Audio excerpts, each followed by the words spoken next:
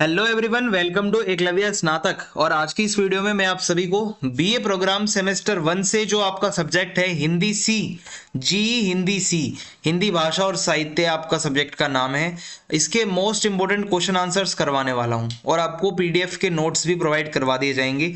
और due regular SOL और NC web सभी के लिए वीडियो हेल्पफुल है। चलिए वीडियो को आगे बढ़ाते हैं। अगर आपकी कोई क्वेरी हो तो आप मुझे इंस्टा पे मैसेज कर सकते हैं, यूजर नेम आपके सामने लिखा हुआ है। और अगर आपको पीडीएफ नोट्स डाउनलोड करने हैं तो आप हमारे टेलीग्राम ग्रुप को ज्वाइन करें। एकलव्य स्नातक 1 आप लोगों को सर्च मारना है और वहां पे आपको पीडीएफ इसकी जो है अवेलेबल करवा दी जाएगी।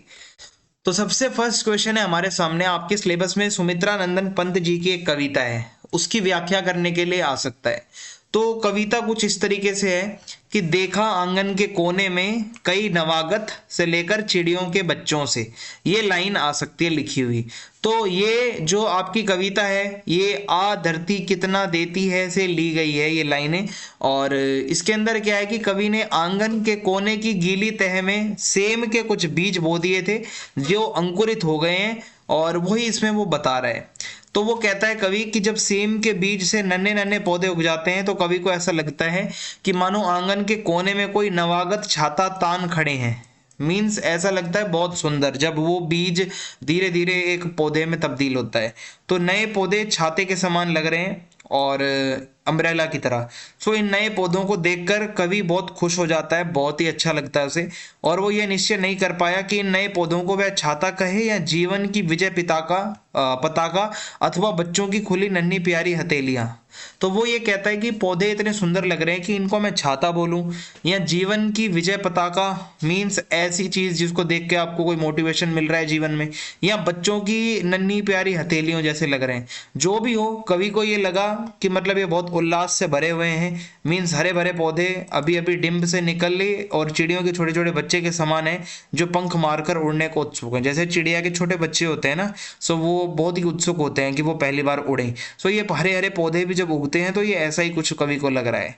अब आगे है यहाँ पे, छोटे तारों से छितरे फूलों की छींटे से लेकर आंचल के बूटों से।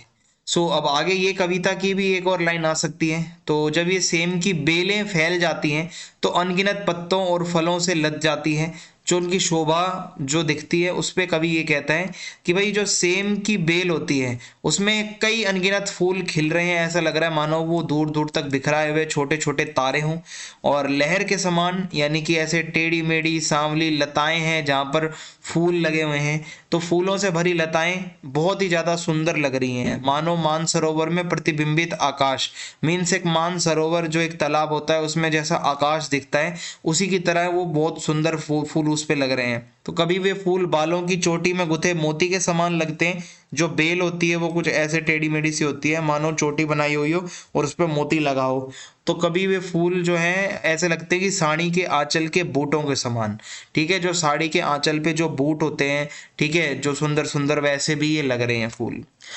फिर इसके बाद है कबीर के कविता की व्याख्या भी आ सकती है आपको करने के लिए। सो ये लिखा है दोहा, भली बही जू गुर मिला नहीं तर होती हानि, दीपक दिष्टि पतंग ज्यों पड़ता पूरी जानी। सो ये जो लाइन है ये कबीर ग्रंथावली में गुरुदेव के अंग से ली गई है। इसमें ये सतगुरु के मिलने पर जो ज्ञान प्राप्त होता है, जो अच्छा गुरु जब मिलता है वो बताया जा रहा है। तो कबीर दास ये कहते हैं कि अच्छा हुआ जो मुझे सत्य का मार्ग दिखाने वाला एक गुरु मिल गया। यदि सतगुरु नहीं मिले होते तो मेरी बहुत ज्यादा हानि होती, मेरा नुकसान हो जाता भाई। तो जैसे दीपक के प्रकाश की तरफ कीट पतंगे आकर्षित होते हैं और अंततः उसी में जलकर अपना जीवन नष्ट कर लेते हैं, उसी प्रकार मैं भी गुरु के ना मिलने पर, ये कहता है कि मान लो जैसे दीपक जलता है तो उसकी तरफ कीड़े मकोड़े जाते हैं, आकर्षित होते हैं और उसमें जल के मर जाते हैं। ऐसे ही अगर गुरु मुझे ना मिलते तो मैं भी जिंदगी की मोह माया और वासना और ये सब चीजों से अट्रैक्ट होकर मैं भी अपने आप को जला बैठता, मैं भक्ति के मार्ग पर नहीं चल पाता। सो सदगुरु अगर आपको ज्ञान नहीं दे तो आप उलझ कर रह जाओगे इस संसार में। एक और दुआ है कबीर जी का, माया दीपक नर पतंग भ्रमी भ्रमी इवै पड़त, कहे कबीर गुर ज्ञान थे एक आध उबरंत। अब यहाँ पे क्या है, सेम प्रसंग लिखना है आपको। व्याख्या कुछ ये कहती है कि कबीर दास जी जो हैं माया को उस पतंग की भांति बताते हैं जो दीपक के चारों तरफ चक्कर लगाता रहता है और उस संदेशवश दीपक की अग्नि में जलकर स्वयं का जीवन नष्ट कर लेता है। यानी कि यही है कि मतलब कबीर यही कहना चाहते हैं कि गुरु की शिक्षाओं पर चलने वाला व्यक्ति हमेशा माया को समझ जाएगा। कहते हैं ना, मोह माया। अगर आप गुरु की बात मानोगे तो आप ये चीजें समझ जाओगे। अगर आप गुरु की शिक्षा नहीं लोगे तो ये भ्रम का शिकार होकर आप खुद का जीवन भी खत्म कर लोगे। तो मोह माया की ये जो अग्नि होती है ना, इससे कुछ ही लोग बच पाते हैं। जो गुरु की शरण में जाता है वो ही बचता है। तो अभी ये प्रतिपाद्य भी लिखने को आ सकता है आपका। और अगर आपको मान लो नहीं समझ आ रहा, कोई लाइन कहीं से आ गई, तो आप ये भी लिख सकते हो। कोई भी काव्यांश अगर आ गया कबीर से रिलेटेड तो ये आप बता सकते हो उसकी एक्सप्लेनेशन में कि गुरुदेव को अंग जो ये है इसमें गुरु की महत्व, मतलब क्या महत्व होता है गुरु का, वो बताया गया है। सो इन साखियों द्वारा कबीरदास यही बताते हैं कि शिष्य और गुरु बहुत ही ज्यादा, मतलब शिष्य के लिए गुरु बहुत जरूरी होता है। यदि किसी व्यक्ति को सच्चा गुरु नहीं मिलता तो उसको बहुत नुकसान हो जाएगा, क्योंकि गुरु हमें सच्चे ज्ञान का रास्ता दिखाता है ताकि हम ईश्वर का दर्शन कर सके। सांसारिक मोह माया से जो है हमें गुरु बचाता है। ठीक है, और जो मैंने पीछे आपको एक्सप्लेनेशन दी वही सब बातें हैं। तो यही है कि अगर आपको गुरु नहीं मिलेगा आप भ्रम में जियोगे, आप मोह माया के जाल में फंसोगे। अगर गुरु का उपदेश मिलेगा, गुरु की शिक्षा मिलेगी तो आप इनसे बच जाओगे। सूरदास की कविताओं का प्रतिपाद्य लिखिए। सूरदास बहुत ही फेमस कवि हैं और उनकी जो बहुत जानी मानी जो कृति है, मीन्स किताब है, वो है सूर सागर। और ये पद वगैरह वहीं से ही लिए जाते हैं ज्यादातर।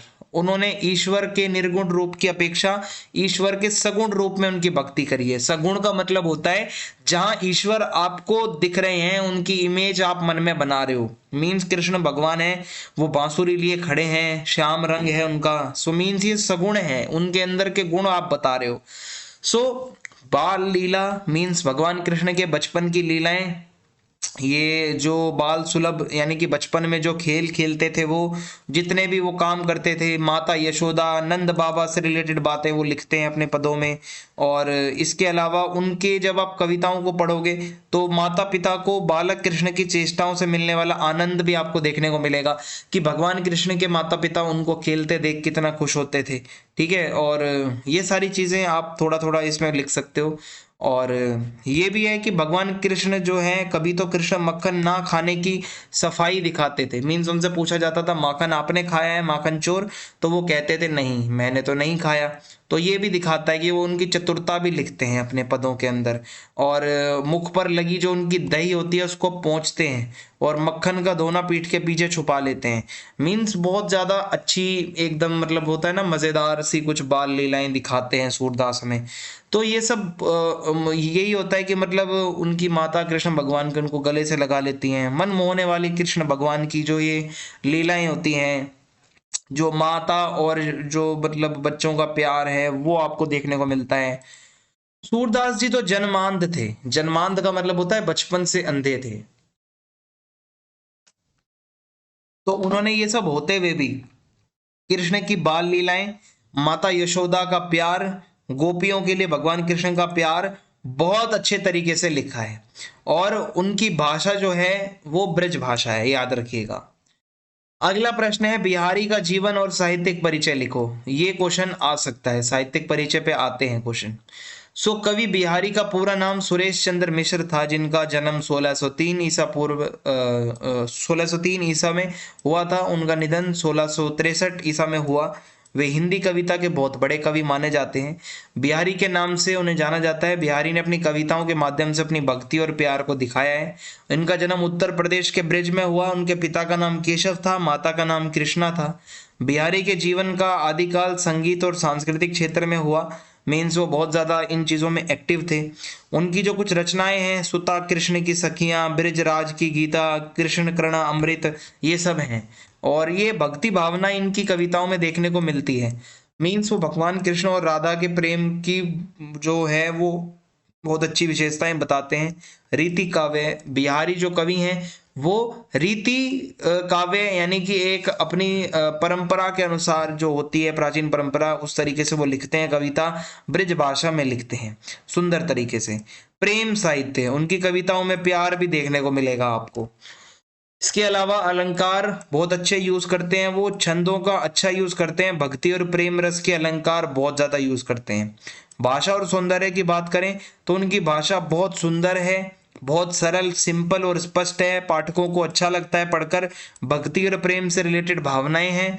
वैष्णव भक्ति साहित्य, बिहारी जी जो हैं वो ज्यादातर वैष्णव भक्ति साहित्य ज्यादा लिखते हैं, मीन्स भगवान विष्णु से रिलेटेड जो अवतार हैं उनके ऊपर चीजें ज्यादा लिखा है उन्होंने। अगला प्रश्न है घनानंद का जीवन और साहित्यिक परिचय बताओ। सो भाई घनानंद का जो है जीवन परिचय, तो घनानंद की जीवन गाथा जो है ये एक प्राचीन कवि थे भाई। सो यही टूटी फूटी इंफॉर्मेशन मिलती है। उनका जन्म विक्रमी संवत 1746, जिसको आप मान सकते हो सन 1600 के आसपास दिल्ली में हुआ था, और वे मुगल बादशाह मोहम्मद शाह के दरबार में मीर मुंशी के पद पर काम करते थे। और मोहम्मद शाह राजगाद से अधिक रंगीन मिजाजी ज्यादा था वो बंदा, तो इसलिए उसके नाम के आगे रंगीला शब्द जोड़ दिया गया। और उसके दरबार में नाच गाना चलता रहता था।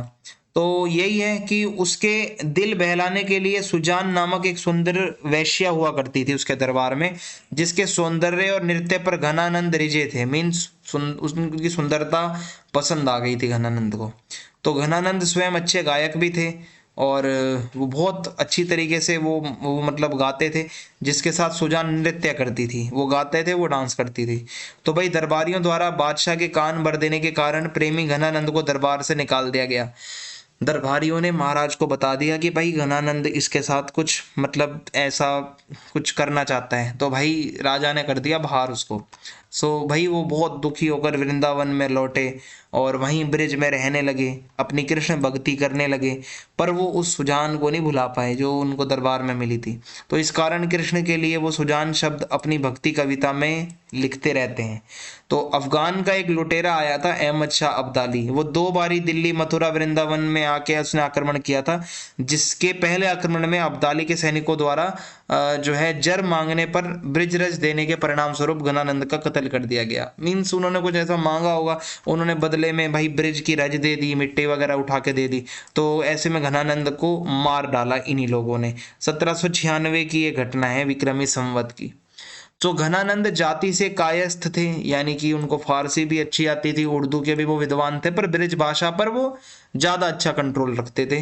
और उनकी 41 रचनाएं हैं, कुछ प्रेम के ऊपर हैं, कुछ भक्ति के ऊपर हैं। ज्यादातर उनकी कविताएं प्यार के लिए जानी जाती हैं, और इनका काव्य अनुभूति का काव्य है। इन्होंने एक्सपीरियंस किया है, इन्होंने कुछ बनावटी नहीं दिखा रखा, इन्होंने जो भी लिखा है ना वो इनके साथ बीता है। इनका लौकिक प्रेम वर्णन अंत में अलौकिक रूप प्राप्त कर लेता है। सुजान के प्रति जो लौकिक प्रेम था, वो इनका प्यार स्टार्ट हुआ था रियल लाइफ का, मतलब इनका प्यार लौकिक था, ठीक है, रियल था जिससे वो करते थे। पर जब वो धीरे धीरे उससे अलग हुए तो ये अलौकिक प्यार की कविताएं लिखने लगे। अलौकिक मीन्स जो इस दुनिया में नहीं है, भगवान कृष्ण और राधा के ऊपर ये लिखने लगे। बिहारी सहित जितने भी कवि हैं वो ब्रज को अरबी, फारसी और स्थानीय शब्दावली से मिश्रित कर देते थे। मीन्स ब्रज भाषा में ये सब मिक्सअप देखने को मिलता था, जबकि घनानंद जो है वो शुद्ध ब्रज भाषा यूज करते थे। उनका बहुत प्योर, मतलब उन पे हाथ साफ था। तो ये 41 इनकी कुल रचनाएं हैं। सुजान सागर, वियोग बेली, ब्रिज विलास, प्रेम, आप इसमें 2-3 कोई याद कर सकते हो, सारी याद करने की जरूरत नहीं है। गोकुल चरित्र, कृपा कंद, यमुना यश, ये सब कविताएं हैं। अगला प्रश्न है भक्ति काल की प्रमुख प्रवृत्तियां लिखो। देखो भक्ति काल जो है ये 2 तरीके के भक्त थे इस टाइम पे। ये 14वीं से 17वीं सदी का टाइम था भक्ति काल का। तो निर्गुण भक्ति करते थे लोग, जो ईश्वर को मूर्ति पूजा में नहीं मानते, ईश्वर का कोई रंग रूप आकार नहीं मानते। अब ये भी 2 तरीके के कवि हैं ऐसे। एक तो ज्ञान आश्रयी शाखा वाले हैं जो ज्ञान की बातें करते हैं, और एक प्रेम आश्रयी शाखा वाले हैं जो प्यार की बातें करते हैं, ठीक है। फिर आते हैं सगुण भक्ति वाले लोग। ये क्या है, 2 तरीके के हैं, जो भगवान की मूर्ति, भगवान के चित्र, रंग रूप को दिखाते हैं। एक तो राम भक्ति वाले हैं और एक कृष्ण भक्ति वाले हैं। राम भक्ति वाले नाम से क्लियर है, जो तुलसीदास वगैरह जी हैं जो भगवान राम के ऊपर लिखते हैं। कृष्ण भक्ति वाले जो हैं सूरदास एक्सेट्रा।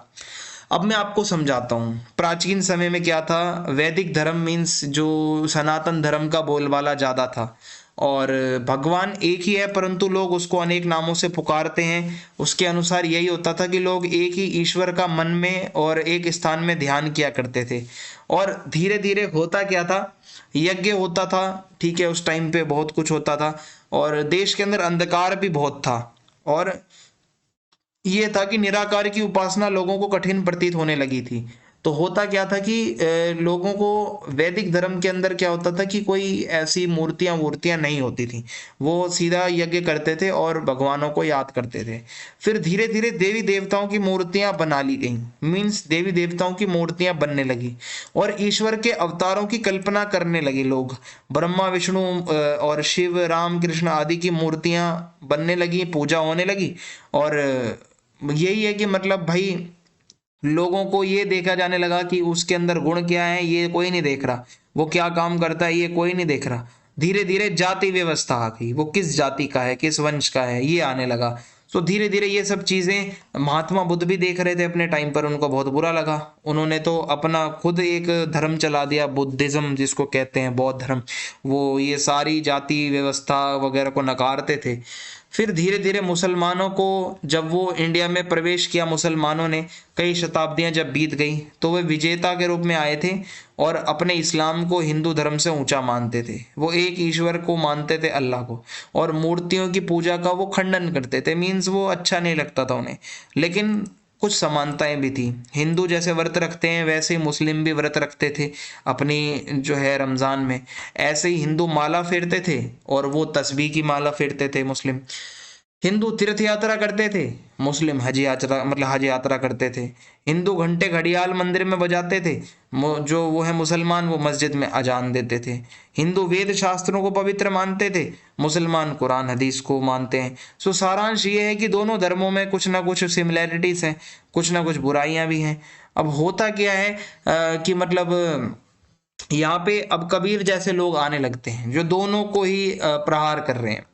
राजनीतिक परिस्थिति बताऊं भक्ति काल की, तो भारत की राजनीतिक दशा जो है वो सम्राट हर्षवर्धन के बाद बिगड़ने लगी। उनके बाद केंद्र का शासन कमजोर हो गया, भारत के विभिन्न भागों पर राजपूत और विदेशी जातियों का अधिकार हो गया और राजा महाराजा आपस में ही लड़ते रहते थे। तो महमूद गजनवी और मोहम्मद गोरी तो अपने आक्रमणों में लूटमार करके चले गए, पर उसके बाद के जो लोग आए, गुलाम वंश वाले, खिलजी वंश, तुगलक वंश, इन्होंने तो लंबा टाइम तक रूल किया है इंडिया पे।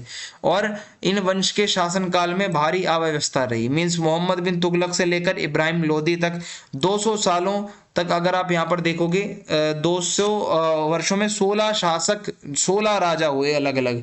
सो यही पता चलता है कि एक स्टेबिलिटी नहीं थी, जनता से वो ज़्यादा प्यार करते नहीं थे और मुसलमान लोग अपने धर्म को ऊंचा मानते थे, उनके राजा भी। तो यही है, हिंदू राजनीतिक रूप से तो भाई मिट चुके थे, लेकिन उनका जो प्राचीन धर्म और संस्कृति है वो तो अभी भी इन्होंने बचा कर रखी हुई थी। इसके अलावा हिंदू सामंत और धर्माचार्य लोग जो होते थे वो भी उन्हें मुस्लिमों के विरुद्ध भड़काते रहते थे, मीन्स दोनों तरफ से ही ये सब चलता रहता था, हिंदू मुस्लिम बहुत झगड़े हो रहे थे। सो ऐसे में ऊंच नीच भाई भाई ये सब चीजें करने के लिए जो है कबीर आते हैं जो अपने दोहे लिखते हैं। सामाजिक परिस्थिति बताऊं अगर, तो शुरू में तो आर्य लोग जो होते थे वो 4 वर्णों में बटे हुए थे, ठीक है। जैसा हमने ये सुना है, ब्राह्मण जो है वो पढ़ने पढ़ाने का काम करते थे, युद्ध वगैरह करना, राज्य चलाने का काम जो है वो इनका क्षत्रियों का होता था। और कुछ लोग वो होते थे जो व्यापार और खेती करते थे, उन्हें वैश्य कहा जाता था। जो छोटे मोटे काम कर लिया करते थे उन्हें शूद्र कहा जाता था। तो धीरे धीरे ये क्रम बिगड़ गया और ब्राह्मण का अनपढ़ पुत्र भी ब्राह्मण तथा शूद्र का अध्यापक बेटा भी शूद्र कहलाने लगा। ये बहुत गलत चीज है। अब अगर किसी ब्राह्मण का बेटा पढ़ा लिखा ही नहीं है, उसको आप ब्राह्मण कह रहे हो, सबसे ऊपर है वो। शूद्र का बेटा पढ़ा लिखा टीचर है, उसको आप कह रहे हो शूद्र है, ये तो बहुत ही बेकार है। सो ये अन्याय हो रहा था। तो ऐसे में बौद्ध धर्म आया, धीरे धीरे जैन धर्म आया और इन लोगों ने इस चीज की बुराई करी। धीरे धीरे कबीर, रैदास, दादू ऐसे संत हुए जिन्होंने लोगों को बोला कि आप ये मतलब ऊंच नीच भेदभाव ना करो। ये सब चीजें होती हैं।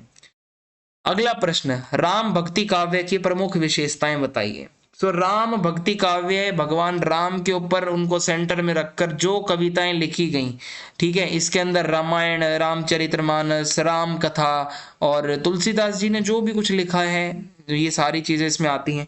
भगवान राम के चरित्र को दिखाया जाता है इसमें, वो कितने अच्छे थे, आदर्श पुरुष थे, ठीक है। और उनके अंदर क्षमा करने की एक भावना थी, धर्म का पालन करते हैं, कर्तव्य का पालन करते हैं, आज्ञा का पालन करते हैं, भक्तिपूर्ण भावना। राम भक्ति काव्य में मेनली ये दिखाया जाता है कि आप भगवान राम की भक्ति कर रहे हो। रामचरितमानस में, रामायण में, राम कथा, ठीक है, भगवान राम के चरित्र, उनकी लीला, ये सब बयां की जाती है। फिर है भक्ति रस। ये राम कथा के अंदर भक्ति रस बहुत ज्यादा देखने को मिलेगा आपको। मतलब आप भक्ति रस से ही रिलेटेड ज्यादातर चीजें लिखते हो, भगवान के प्रति अपनी श्रद्धा व्यक्त करते हो, आप प्यार दिखाते हो। सार्थक भाषा। राम भक्ति काव्य में ज्यादातर अवधी भाषा यूज होती है और भाषा सिंपल थोड़ी ऐसी यूज की जाती है जिससे आपको भगवान राम के गुण, उनकी लीलाएं अच्छे से पता चले। श्रुति स्मृति आधारितता। इसका मतलब है राम भक्ति काव्य अक्सर वेद, पुराण, रामायण, भगवत गीता और अन्य धार्मिक ग्रंथों की भाषा पर निर्भर करता है।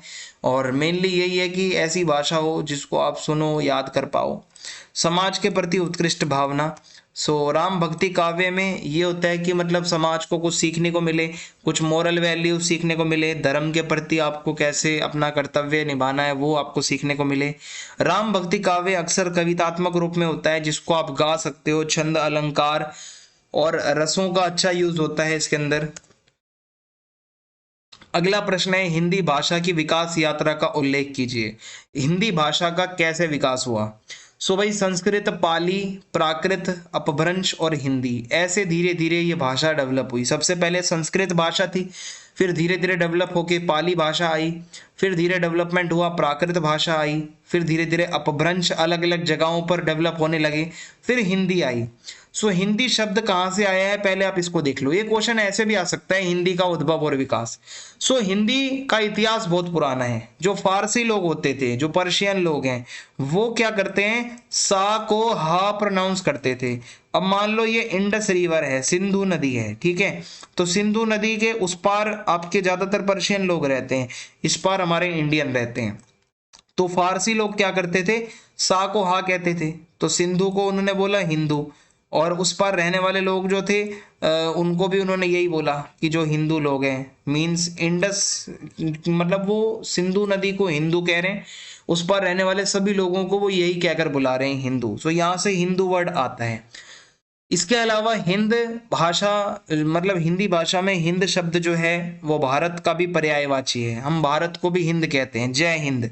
हिंदी की कई बोलियां हैं, कई उपभाषाएं हैं, और सबसे ज़्यादा जो उपभाषाएं जो यूज़ होती हैं काव्य के अंदर वो ब्रज भाषा और अवधी है।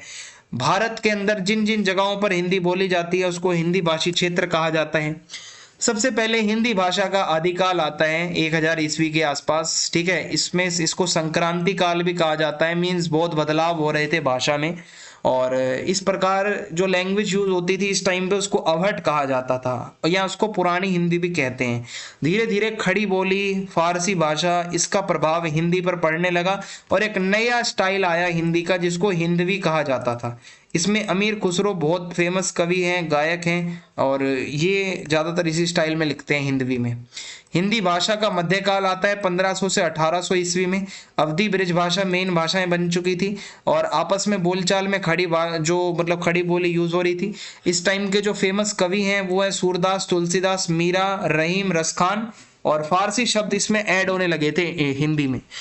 आधुनिक काल जब आता है हिंदी का तो सन 1800 के बाद आता है और गद्य का रूप विकसित हो गया था। गद्य और पद्य में एक अंतर होता है। गद्य होता है जब आप उसको पैराग्राफ में लिख रहे हो, बड़ा बड़ा लिख रहे हो, चाहे वो निबंध है, वो उपन्यास है, नॉवल है, और पद्य मीन्स कविता के फॉर्म में लिखना।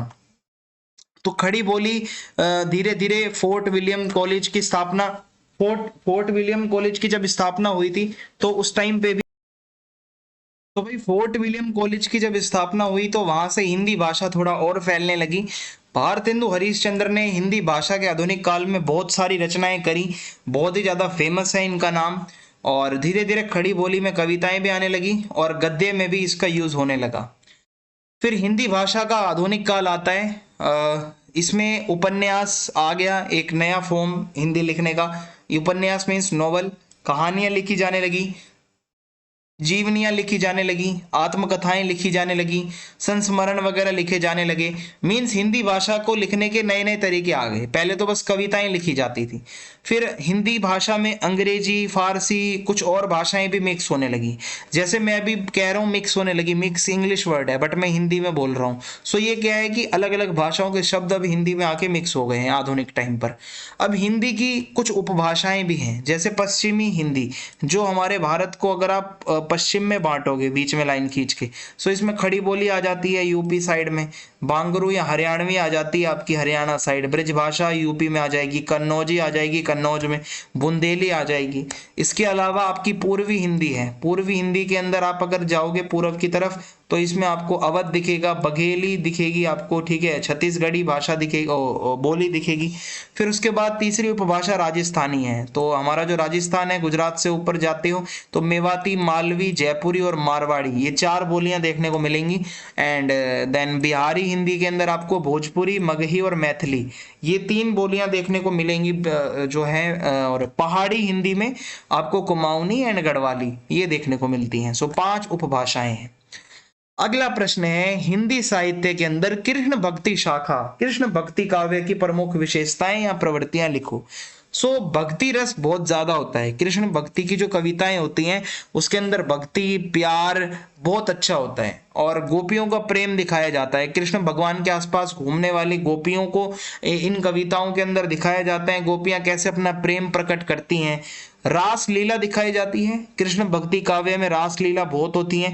कृष्ण गोपियों के साथ जो रास रचाते हैं और आनंदमय एक माहौल हो जाता है, वो दिखाया जाता है, एक रिलेशन कैसा होता है। भक्ति साहित्य की भाषा, कृष्ण भक्ति काव्य में भाषा ऐसी होती है जिसमें भक्ति और प्यार की भावनाएं अच्छे से आ सके और सिंपल भाषा हो। अक्सर ब्रज भाषा यूज होती है। लीला और गान, इसका मतलब है कृष्ण भक्ति काव्य में कृष्ण की लीलाएं चलती हैं और भगवान के गाने ज्यादा गाए जाते हैं। गोपियां और भक्त साथ साथ खेलते हैं, आनंद करते हैं। भक्ति का सार्थक स्वरूप, कृष्ण भक्ति काव्य में भक्ति का ऐसा सार्थक स्वरूप बताया जाता है जिससे भक्ति के प्रति आपका इंटरेस्ट बढ़े, आप उसको आराम से समझो, अपने जीवन में भी भक्ति कर पाओ। सो यही आज का वीडियो का मेन था मुद्दा। और आप फीडबैक जरूर लिखना भाई कमेंट बॉक्स में जाके, एंड वीडियो को लाइक करें, चैनल सब्सक्राइब करें। जय हिंद, जय भारत।